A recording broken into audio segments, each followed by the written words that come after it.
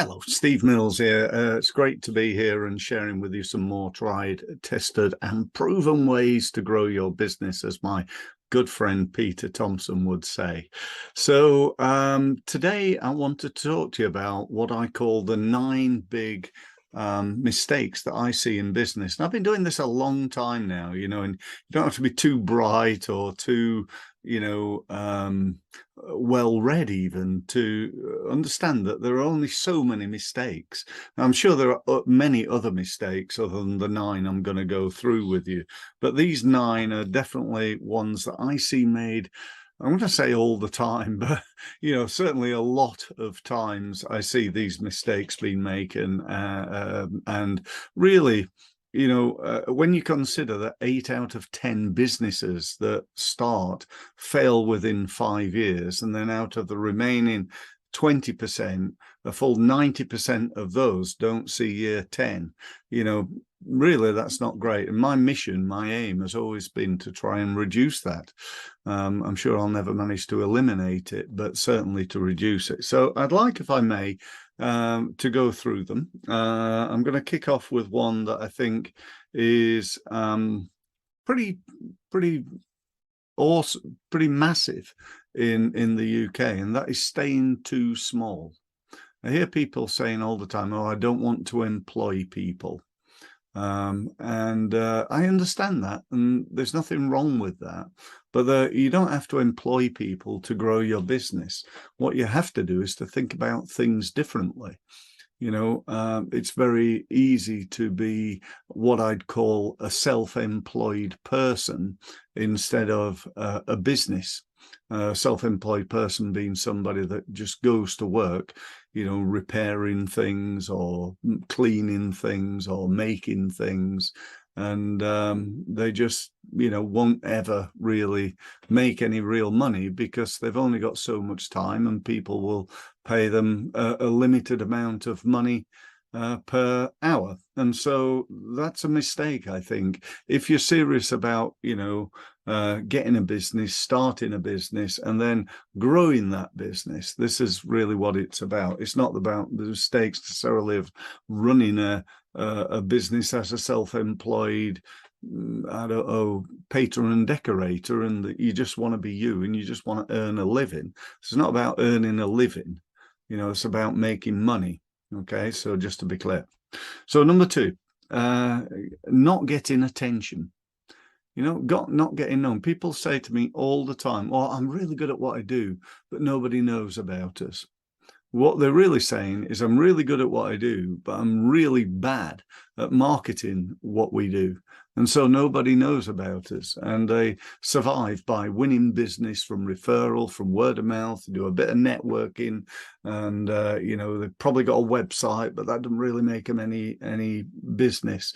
And so not getting known is probably one of the biggest mistakes that people can make if they're wanting to grow their business. Number 3, I beg your pardon, is mixing your brand. I see people all the time, they'll show me their business card, then they'll show me their website. There's no correlation between the two.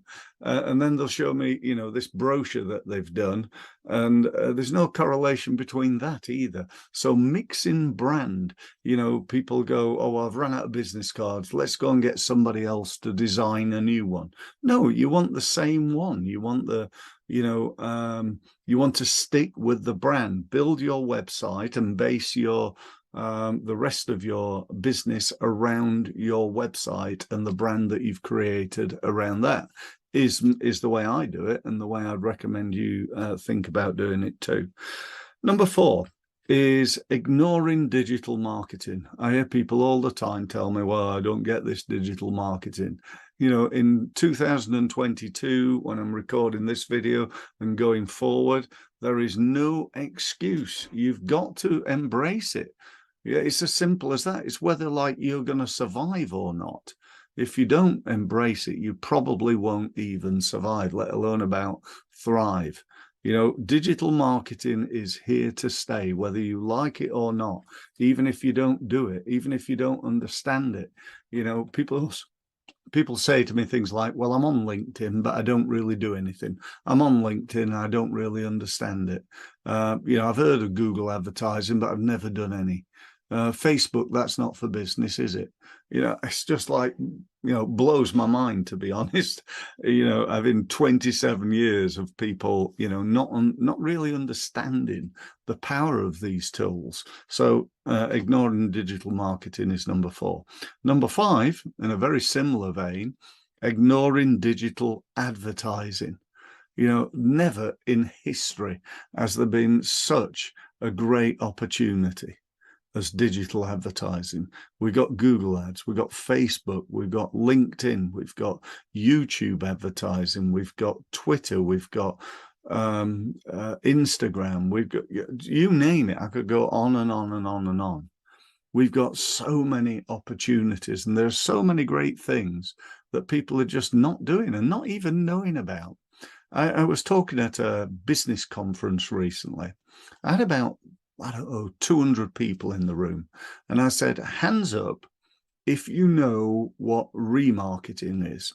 And I literally got about 10 hands, something like that. And I asked the first person, and he didn't know. He got it wrong. He didn't know what I was talking about. I asked the second one, and he did.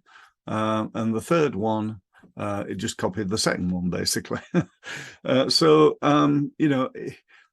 Let me just tell you about that opportunity, because it's something that you might really value. So remarketing is the ability, probably via Google, they're the main player in the market, of advertising to people who've already been to your website, or advertising to people who are on your email list. They're the two ways of doing it. So you can say to Google, here's my email list.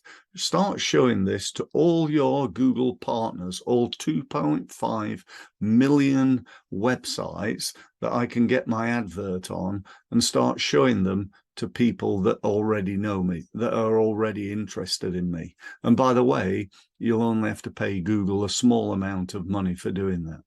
Second one is I'm getting loads of people coming to my website, like every day, every week, every month. Thousands of people come to my website, but most of them come to my website, then disappear off, never to be seen again.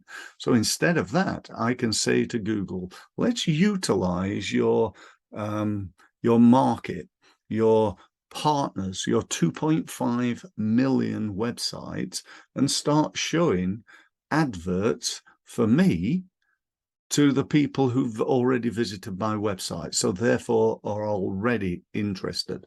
And not only that, but you're only going to do it on a pay-per-click basis. So if they're not interested, I'm not even going to pay for that. So I can get thousands of people looking at my advertising for nothing until and unless they click. And I just set myself a daily budget. I'm not going to get thousands of people every day that I've got to pay for, because I set a little budget, £5, £10, £20 per day, and that's it.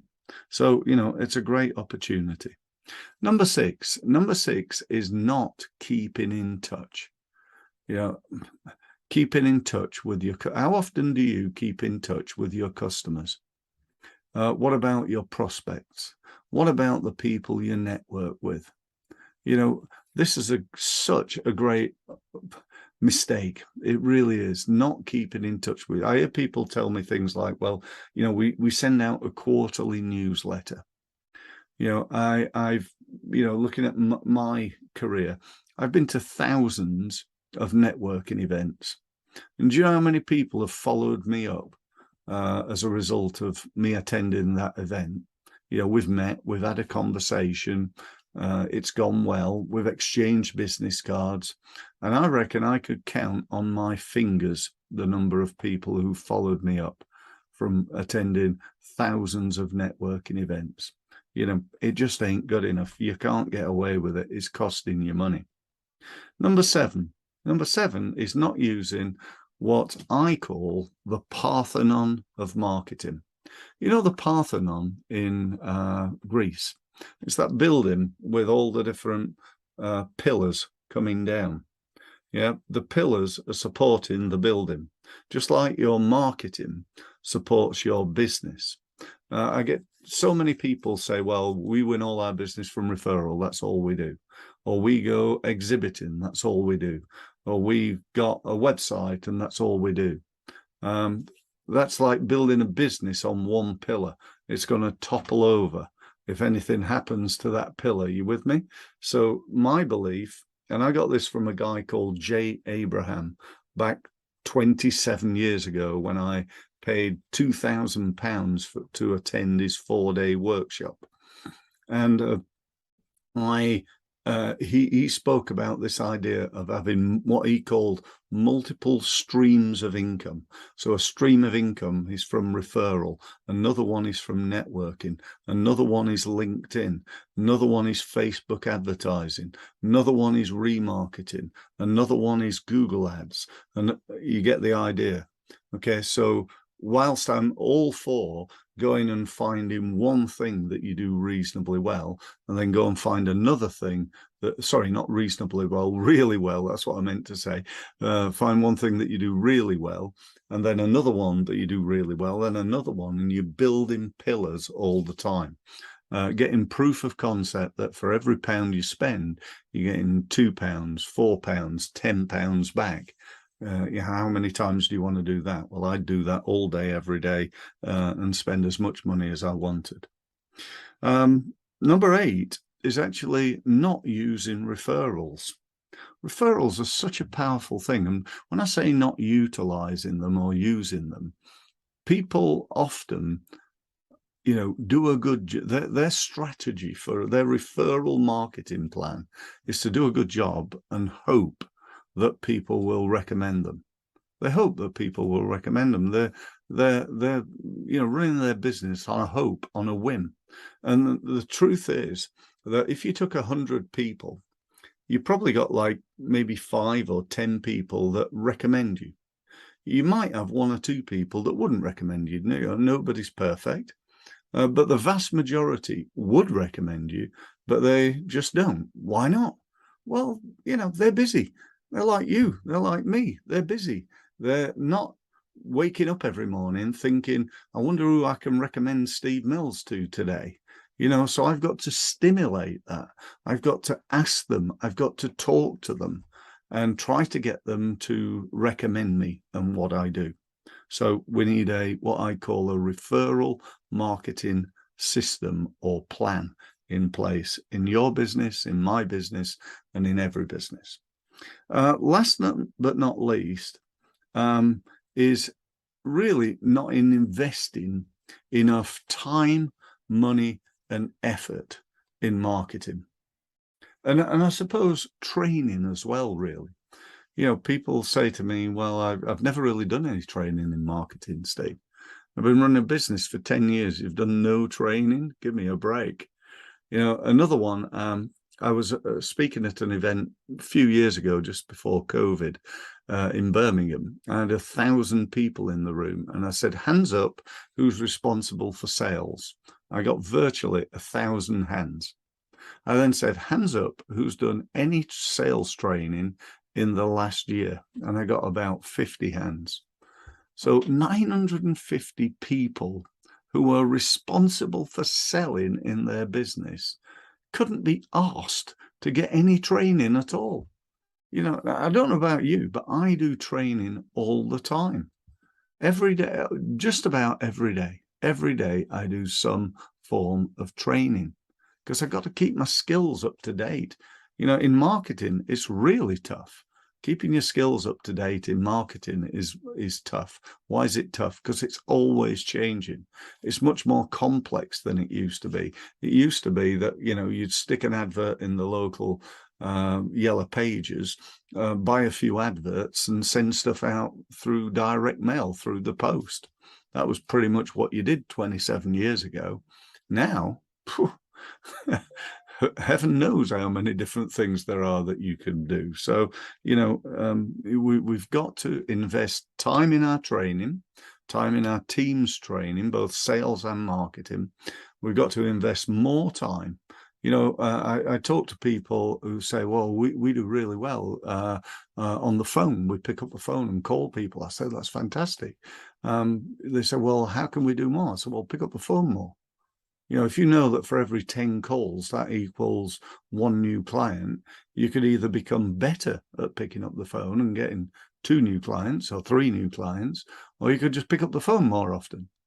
And I know this sounds very, very simple, but it works. So, put more time in, put more money in. A lot of people I know have never invested anything in digital advertising. Why not? I can't see a reason. You can try Facebook or Google or LinkedIn or any of them for like £10 a day.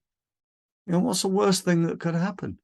You try it for a week, it doesn't work. 70 quid. The best thing that could happen is that becomes one of those pillars. And, for every £10 you spend, you're getting 200 back. How often would you like to do that? Again, I'd spend £10 a second if that was the case. So that's it. They're my 9 things, my 9 mistakes. I hope you've enjoyed them. I hope you sort of agree with it, really. But really what I ultimately hope is that you'll take action to avoid making those mistakes, because right now we know times are tough and they're probably going to get tougher. So, we don't want to be making mistakes. We want to be taking action, winning business, and focusing right now on sales and marketing. So if I can help you further, I'd love to. Set up a meeting, no obligation. We do it over Zoom. Take 40 minutes, actually. I've just extended the time of it because sometimes I'm rushing them through a little bit. So it's a 40-minute meeting. And we'll talk about your business, about what you're doing, what's working, what's not. We'll agree some goals for you for the next year, and then we'll talk to you about what you can do to improve the results that you're getting. And then right at the end, I'll talk to you about what I might be able to do to help. But there's no obligation. And, at the end of the day, you'll at least walk away with some great ideas to grow your business. If you've stuck with this till now, then congratulations. Well done. It's a little bit longer than I meant it to be, but I hope you've enjoyed it. And as I say, thank you ever so much for listening. Thank you. Oh, by the way, one other thing I forgot. Go to my website. You can see it there behind me. Book a meeting, click on one of the gold buttons. That'll give you access to my diary, and you can just book yourself a meeting. Thank you.